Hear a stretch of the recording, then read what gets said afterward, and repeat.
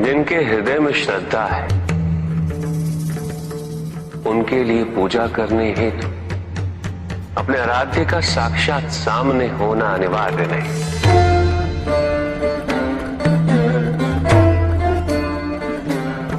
वो तो अपने मन के नेत्रों से प्रतिपल उनके दर्शन पा रहे हैं।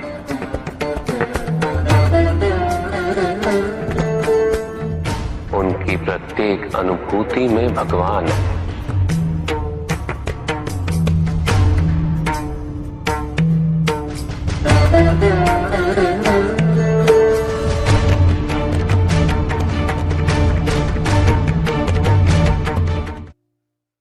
एक असुर था, एग्रिव।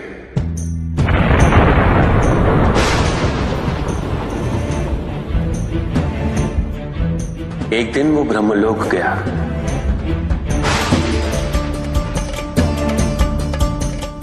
और बड़ी ही चालाकी से उसने ब्रह्मदेव से चारों वेद प्राप्त कर लिए।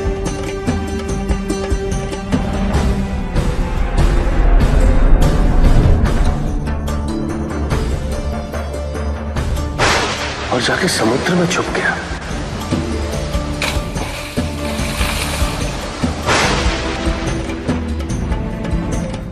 क्योंकि सारा ज्ञान वेदों में निहित है, इसीलिए संसार से सारा ज्ञान चला गया। जब अज्ञानता का अंधकार फैलता है तो अधर्म बढ़ने लगता है। भगवान विष्णु सब देख रहे थे। उन्हें ज्ञात था कि शीघ्र पृथ्वी लोक पर प्रलय आने वाला है। एग्रिव के साथ चारों वेद भी लुप्त होने का भय था। ब्रह्मदेव सृजन करता है। वेदों के अभाव में पुनर्जन्म की प्रक्रिया को पुनर्स्थापित करना अत्यंत कठिन। इसीलिए एग्रिव से उन वेदों को पुनः प्राप्त करना अनिवार्य था। तो भगवान विष्णु ने क्या किया? भगवान विष्णु ने एक मत्स्य रूप धारण किया। वो एक मछली बने और नदी में अवतरित। राजा सत्यव्रत स्नान कर रहे थे।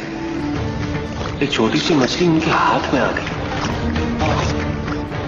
इतनी छोटी मछली? भगवान विष्णु? हाँ, राजा सत्यव्रत उस मछली को जल में छोड़ने जा ही रहे थे कि उस मछली ने बड़ी मछलियों का भय जताते हुए उनसे विनती की। उनसे कहा कि वो उसे अपने साथ ले चले। राजा सत्यव्रत अत्यंत दयालु थे। मछली को अपने कमंडल में शरण दे दी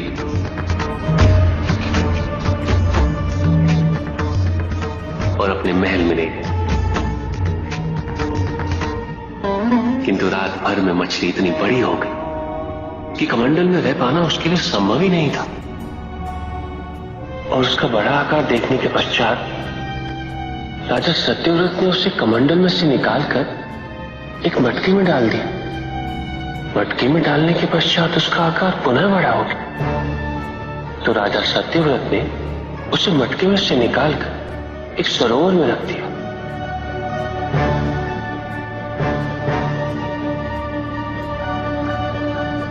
किंतु उस एक ही रात में सरोवर में रखने के पश्चात भी उसका आकार इतना बड़ा हो गया कि उसे नदी में रखना पड़ा। किंतु नदी में रखने के पश्चात भी उसका आकार पुनः बड़ा हो और इतना बड़ा हो गया कि यदि उसे महासागर में नहीं रखा जाता तो उसकी मृत्यु निश्चित थी।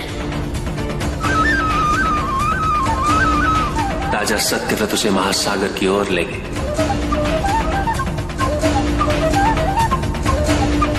क्योंकि राजा सत्यव्रत तपस्वी थे, ज्ञानी थे, उन्हें आभास हुआ कि ये कोई साधारण मछली नहीं, ये स्वयं साक्षात भगवान विष्णु ही है। भगवान विष्णु राजा सत्यव्रत की उदारता से अत्यंत प्रसन्न थे। इसीलिए उन्होंने राजा सत्यव्रत को मत्स्य रूप धारण करने का कारण बताया। साथ ही उन्होंने सत्यव्रत से कहा कि आज से 7वें दिन प्रलय आएगा, समस्त पृथ्वी जल में समा जाएगी। किंतु आप सप्तऋषियों के साथ साथ अनाज, वनस्पति व अशुद्धों की प्रत्येक प्रजाति के बीज और प्रत्येक पशु का एक एक जोड़ा लेकर एक विशाल नौका में सवार होकर मेरी प्रतीक्षा कीजिएगा। केवल एक ही स्थान ऐसा होगा जिसकी ऊंचाइयों को जल छू नहीं पाएगा। मैं लौटूंगा और आपको वहां लेके चलूंगा। ऐसा कौन सा स्थान था? हिमालय पर्वत, अर्थात तुम्हारी माता के पिता हिमावत। फिर क्या हुआ? ऐसा कह के भगवान विष्णु समुद्र में चले गए और अपने मत्स्य रूप में उन्होंने हिग्रीव को ढूंढ निकाला। उस दुष्ट का वध करके वेदों को पुनः प्राप्त कर लिया। तो क्या प्रलय आया? हाँ, ठीक 7वें दिन। किंतु भगवान विष्णु के आदेश अनुसार राजा सत्यव्रत एक विशाल नौका में उनकी प्रतीक्षा कर रहे थे। तभी विष्णु जी एक सींग वाली विशाल स्वर्ण मत्स्य रूप में प्रकट हुए। नौका को मत्स्य से बांधते हेतु सर्पराज वासुकी का प्रयोग किया गया और विष्णु जी ने अपने वचन अनुसार उन सबको हिमालय तक सुरक्षित पहुंचाया, ताकि प्रलय के पश्चात वेदों के आधार पर संसार पुनः बसाया जा सके।